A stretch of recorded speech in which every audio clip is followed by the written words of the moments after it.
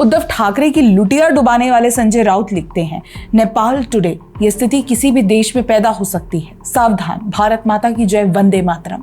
साथ में वो प्रधानमंत्री मोदी और भाजपा के अकाउंट्स को टैग करते हैं, लेकिन उनका मन यही नहीं भरा तो एक बार फिर से लिखते हैं, ये हादसा किसी भी देश में हो सकता है, सावधान रहिए, भारत माता की जय, वंदे मातरम। और एक बार फिर प्रधानमंत्री मोदी और भाजपा के अकाउंट्स को टैग करते हैं। ये वैसा ही है जैसे नवाब मालिक की ईडी द्वारा गिरफ्तारी के बाद कोई संजय राउत को वार्न करे कि सावधान, ऐसा आपके साथ भी हो सकता है। पर कोई संजय राउत से पूछे, क्या नॉटी राउत जी सावधान कर रहे हो या धमका रहे हो?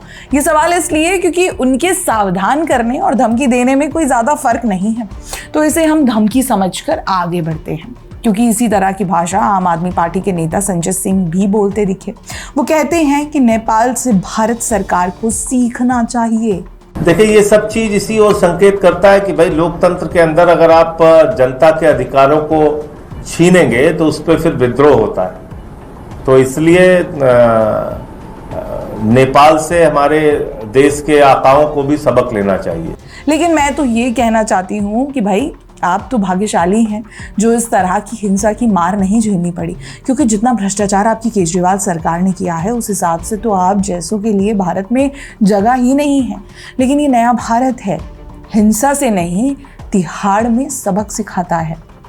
खैर, थोड़ा और आगे बढ़ते हैं और अब समाजवादी पार्टी के लेडी संजय राउत पर आते हैं, यानी आईपी सिंह पर, जो लिखते हैं, Nepal today tomorrow India.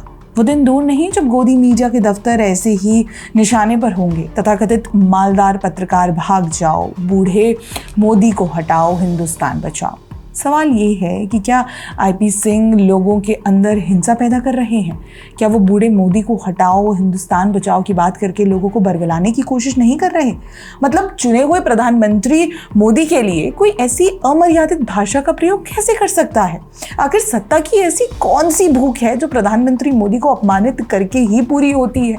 Modi को हटाना चाहते हैं आप तो चुनाव में हटाइए ना भाई।